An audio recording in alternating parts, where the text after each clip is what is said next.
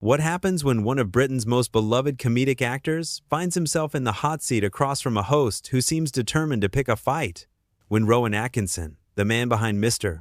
Bean and Blackadder, agreed to appear on The View, nobody expected what was about to unfold. This wasn't just another celebrity interview. This was a masterclass in how a conversation can spiral completely out of control.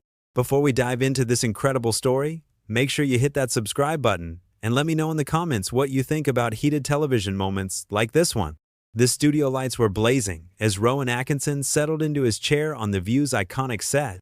Known for his measured, thoughtful approach to interviews, Atkinson had come prepared to discuss his latest projects and perhaps share some insights about his decades-long career in comedy.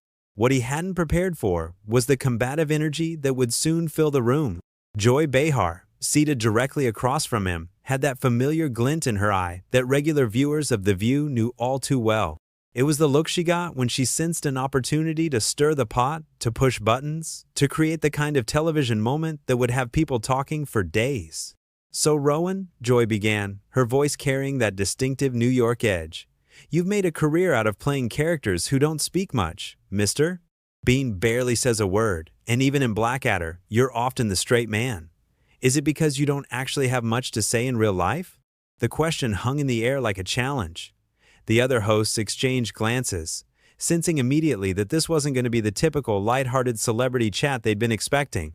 Atkinson, ever the professional, maintained his composure, though there was a slight tightening around his eyes.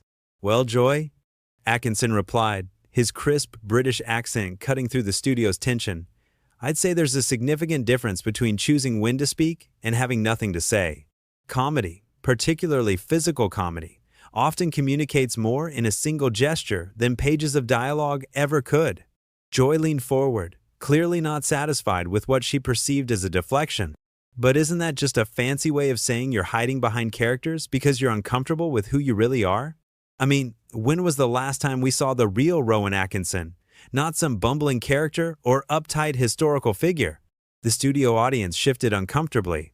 This wasn't the warm, welcoming atmosphere that guests typically encountered on daytime television. Whoopi Goldberg, sitting at the head of the table, shot Joy a warning look, but it went unnoticed. Atkinson's jaw tightened almost imperceptibly. "I find it interesting that you equate choosing one's words carefully with hiding, Joy. In my experience, those who speak the loudest often have the least to say. My characters aren't masks, they're explorations of the human condition. Mr. Bean, for instance, represents the universal experience of navigating a world that doesn't always make sense." "Oh, please," Joy interrupted, waving her hand dismissively. "That's just pretentious nonsense. You made millions playing a guy who acts like a child because it's easier than dealing with real adult conversations.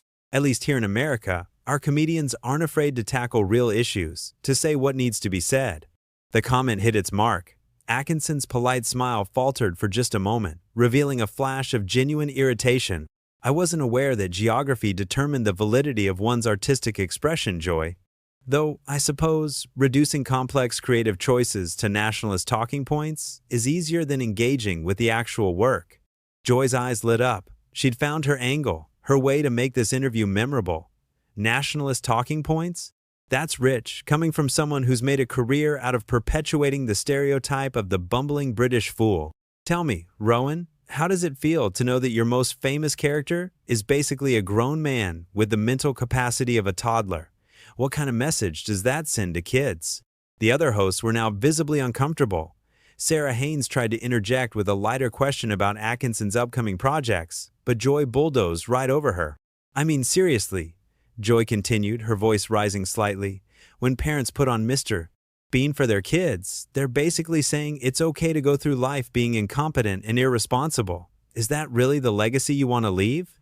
Atkinson's hands, which had been resting calmly on the armrests of his chair, slowly clenched into fists. His voice, when he spoke, was measured but carried an undertone of steel that hadn't been there before. "Joy, I'm beginning to suspect that you've never actually watched any of my work with any degree of attention. Mr.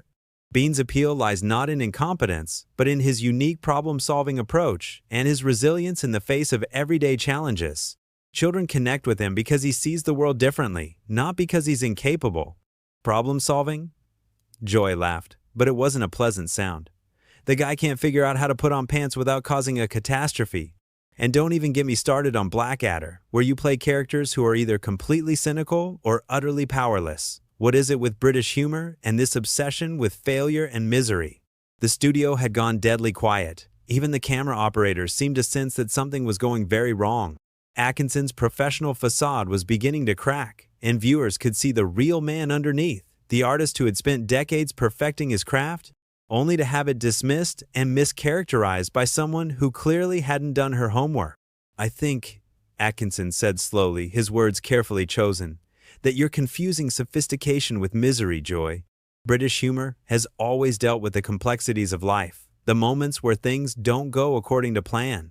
It's about finding grace and humor in those moments, not wallowing in them." Joy wasn't backing down. If anything, she was doubling down, sensing that she had Atkinson on the defensive. Grace? There's nothing graceful about a grown man destroying a department store because he can't figure out how to try on a shirt. And as for Blackadder, those characters are just mean-spirited and cruel. How is that supposed to be funny? The question revealed everything. Joy hadn't just misunderstood Atkinson's work, she had fundamentally missed the point of it entirely.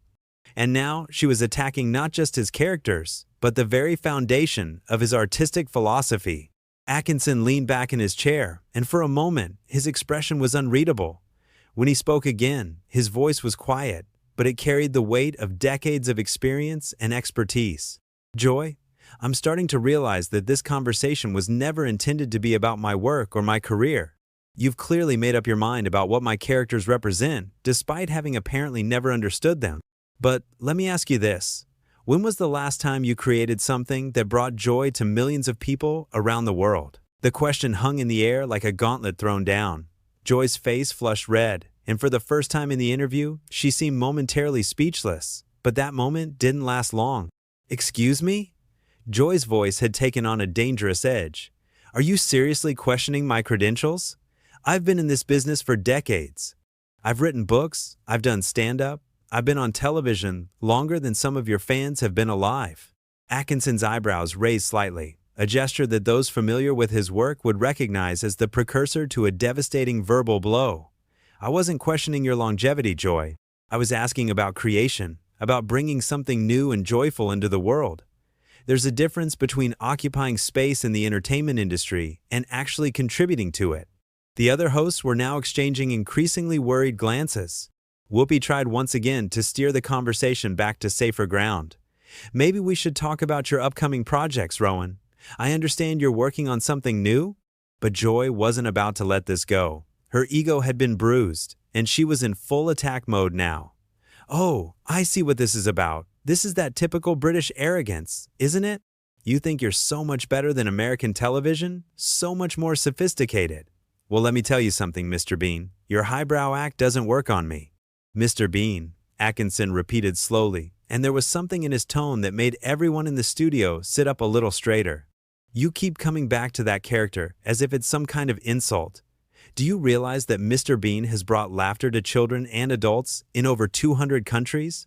That character has transcended language barriers and cultural differences in a way that very few pieces of entertainment ever achieve." Joy scoffed. "Oh please, transcended language barriers? He doesn't talk. A mime could do the same thing." "Could they?"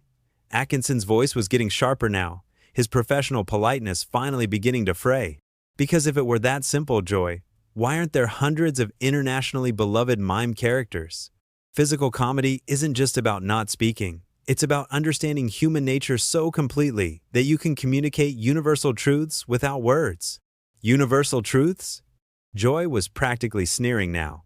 What universal truth is there in watching a man struggle to figure out how a revolving door works? What's the deep meaning behind getting your head stuck in a turkey? The reference was to one of Mr. Bean's most famous sketches, but the way Joy delivered it made it sound crude and pointless. Several audience members actually gasped at her tone. Atkinson's face had gone very still. When he spoke, his voice was quiet, but everyone in the studio could hear him perfectly. "The universal truth, Joy, is that we all struggle with things that seem simple to others. We all have moments where the world feels foreign and confusing. Mr. Bean resonates with people because he faces those moments with curiosity instead of cynicism, with persistence instead of giving up. He finds wonder in the ordinary and refuses to be defeated by life's small absurdities. That's just. Joy started, but Atkinson wasn't finished. And the fact that you can reduce that to a man with his head stuck in a turkey tells me everything I need to know about your capacity for understanding nuance. You see the surface and assume that's all there is. It's the intellectual equivalent of judging a book by its cover and then criticizing the author for your own inability to read. The studio was so quiet you could hear the hum of the air conditioning. Joy's mouth had dropped open slightly. She wasn't used to being spoken to this way, especially not on her own show. "How dare you?" she said, her voice shaking slightly with rage. "How dare you sit here and insult my intelligence? I've interviewed presidents, I've covered major news stories, You've done many things," Atkinson interrupted, and his interruption was so smooth and confident that it stopped Joy mid-sentence. "But I have to ask, in all of those interviews, in all of those news stories, did you approach them with the same level of preparation you brought to this conversation? Because if this is representative of your journalistic standards, I'm beginning to understand why American television has the reputation it does abroad." Joy's face was now bright red. "What is that supposed to mean? What reputation?" Atkinson smiled, but it wasn't a kind smile. It was the smile of someone who had just been handed the perfect opening. "Well, Joy, there's a perception internationally that American daytime television prioritizes conflict over content, noise over nuance. That it's more interested in creating viral moments than actually informing or entertaining its audience. I always assumed that was an unfair stereotype, but sitting here today, I'm starting to think it might be more accurate than I'd hoped." "You pretentious, arrogant." Joy started to rise from her chair, but Whoopi's hand on her arm stopped her. "Joy," Whoopi said firmly, "maybe we should take a breath here." But Joy shook her off. "No, I'm not going to sit here and let this pompous British snob insult me and my show and my country on national television." Atkinson leaned back in his chair, completely calm, despite the storm he'd unleashed. "I haven't insulted your country, Joy. I've made observations about a particular approach to television production, and I've pointed out that your criticism of my work seems to stem from a fundamental misunderstanding of what that work actually is. If you find those observations insulting, perhaps the problem isn't with the observations. The problem," Joy said, her voice rising to a near shout, "is that you think you're better than everyone else. You think your British sophistication makes you superior to us crude Americans." "Actually," Atkinson said, and his voice was maddeningly calm, "I think good comedy is good comedy, regardless of where it comes from. I think thoughtful entertainment can come from anywhere. But I also think that criticism should be informed, and interviews should be conducted with at least a basic understanding of the subject matter. These aren't particularly British expectations, Joy. They're professional ones." The other hosts were looking anywhere but at the confrontation unfolding in front of them. The audience was completely silent, sensing that they were witnessing something that was spiraling far beyond normal television boundaries. Joy stood up abruptly, her chair rolling backward. "I don't have to sit here and listen to this. This is my show, and I won't be talked down to by some has-been comedian who peaked 20 years ago with a character who can't even speak." Atkinson's composure finally cracked, not into anger, but into something worse, a cold disappointment that was somehow more devastating than any shout could have been. "Has been?" he said quietly, rising slowly from his own chair. "Joy, Mr. Bean's Christmas special aired last month and broke viewing records across 3 continents. My live performances sell out within minutes of tickets going on sale. But even if none of that were true, even if I were exactly the has-been you seem so desperate for me to be, it wouldn't change the fact that you've spent the last 15 minutes demonstrating a complete inability to engage with ideas that challenge your preconceptions." He paused, looking directly at Joy with an expression of profound disappointment. "I came here expecting a conversation. What I found was a performance. And not a very good one." The words hit Joy like a physical blow. Her face cycled through several shades of red before settling on a dangerous crimson. The other hosts were frozen, unsure whether to intervene or simply let this train wreck continue to its inevitable conclusion. "A performance?" Joy's voice was trembling with rage. "You want to see a performance? I'll give you a performance. You sit there with your fancy accent and your pompous attitude, acting like you're some kind of artistic genius. But you know what you really are? You're a one-trick pony who got lucky with a character so simple that even children can understand it. And the reason children can understand it is because it has the intellectual depth of a puddle. Atkinson stood completely still for a moment, absorbing the full weight of Joy's attack. When he spoke, his voice was so quiet that the studio microphones had to strain to pick it up. Joy, I want you to listen very carefully to what I'm about to say, because I'm only going to say it once. He took a step closer to the panel, his presence somehow commanding despite his calm demeanor. You have just spent the better part of 20 minutes demonstrating exactly why intelligent discourse is dying in American media. You came into this interview with your mind made up, your talking points prepared, and your agenda set. You had no interest in learning anything about my work, my process, or my perspective. You wanted a target, and you thought I would be an easy one. Joy opened her mouth to interrupt, but Atkinson held up a hand, and something in his gesture was so authoritative that she actually stopped. But here's what you failed to understand, he continued, his voice growing stronger. The reason Mr. Bean has endured for over 3 decades isn't because he's simple. It's because he's honest. He approaches the world with genuine curiosity, with hope, with a willingness to try again when things go wrong. He doesn't assume the worst about people or situations. He doesn't attack what he doesn't understand. In that sense, Joy, he's the opposite of everything you've demonstrated here today. The studio was so quiet that the sound of Joy's breathing was audible. Her face had gone from red to pale, and for the first time in the interview, she seemed to realize that she might have pushed too far. Now wait just a minute, she started, but Atkinson wasn't finished. No, Joy, you've had your minutes, several of them in fact, and you've used every one to prove my point about the difference between speaking and having something to say. You see, the tragedy here isn't that you disagree with my work. People are entitled to their opinions, even poorly informed ones. The tragedy is that you had an opportunity to have a real conversation with someone whose perspective might have broadened your understanding. And instead, you chose to turn it into a gladiatorial combat for the entertainment of your audience. Whoopi finally found her voice. Rowan, I think maybe we all got a little heated here. Why don't we? No, Whoopi, Atkinson said, turning to look at her with genuine regret. This isn't about getting heated. This is about professional standards and basic respect. Joy didn't get heated. She got personal. She attacked not just my work, but the intelligence of everyone who enjoys it.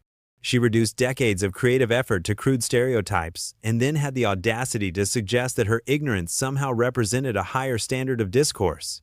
He turned back to Joy, who was now looking distinctly uncomfortable under his steady gaze.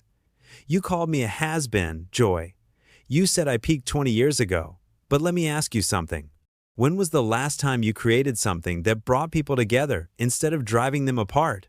When was the last time your work made someone smile instead of making them angry? When was the last time you used your platform to build something up instead of tearing something down? Joy's mouth opened and closed several times, but no words came out. The woman who never seemed to be at a loss for something to say had been rendered speechless. You know what the real difference is between American and British comedy? Atkinson continued, his voice gaining momentum. It's not sophistication or intelligence or any of the cultural stereotypes you seem so fond of. The difference is that British comedy often punches up at authority and power, while American comedy increasingly punches down at anyone who dares to be different, vulnerable, or sincere. Today, Joy, you've demonstrated that principle perfectly. Sarah Haynes made a desperate attempt to salvage the situation. Maybe we could talk about your charity work, Rowan. I know you're involved with several. But Atkinson was already moving toward his chair to collect his jacket. I appreciate the attempt, Sarah, but I think we're well past the point where this conversation can be rescued. Joy has made it very clear that she's not interested in actual dialogue, and I'm not interested in providing content for her circus. Joy finally found her voice again, and predictably, it was defensive and angry. You can't just walk out. This is live television. You have a commitment. Atkinson paused in putting on his jacket and looked at her with something approaching pity. Joy, my commitment was to participate in an interview, not to serve as a punching bag for your insecurities. There's a difference between challenging questions and personal attacks, between professional skepticism and willful ignorance.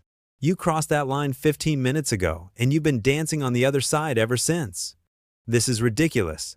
Joy snapped, her composure completely gone now. You're acting like a child who didn't get his way. This is how interviews work in the real world. We ask tough questions. Atkinson finished putting on his jacket and turned to face Joy one final time. No, Joy. In the real world, interviewers prepare. They research their subjects. They ask informed questions based on actual knowledge rather than assumptions and prejudices. What you've done here today isn't journalism. It's not entertainment, and it's certainly not professional. It's simply sad. He looked around the panel, his expression softening slightly as he addressed the other hosts. Whoopi, Sarah, I apologize that you had to witness this.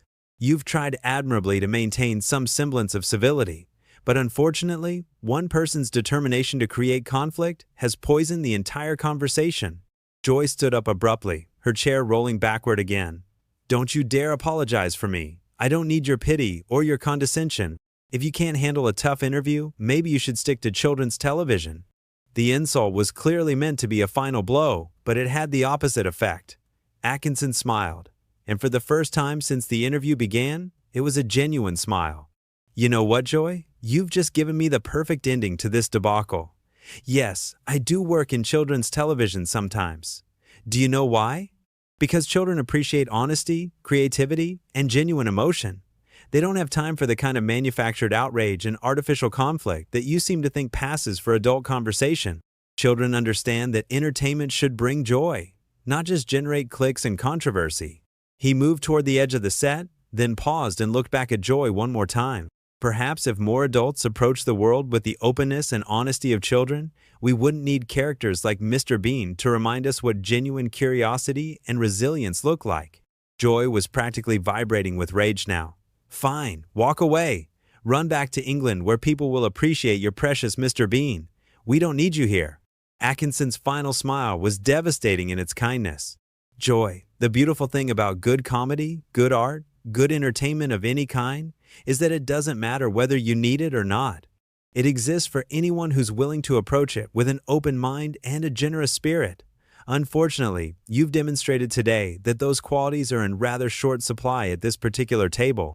With that, Rowan Atkinson walked off the set of The View, leaving behind a stunned studio audience, a panel of bewildered hosts, and one very red-faced Joy Behar, who had just learned what happens when preparation meets pomposity, when genuine talent meets manufactured outrage, and when class meets chaos on live television.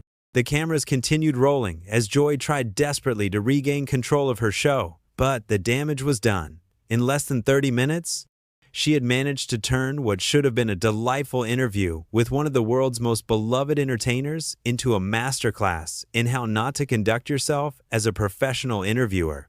And that's the story of how Rowan Atkinson walked off The View, leaving Joy Behar to face the consequences of her own unprofessionalism. What do you think? Was Atkinson right to leave, or should he have stayed and continued the fight? Let me know in the comments below, and don't forget to subscribe for more incredible moments from the world of entertainment.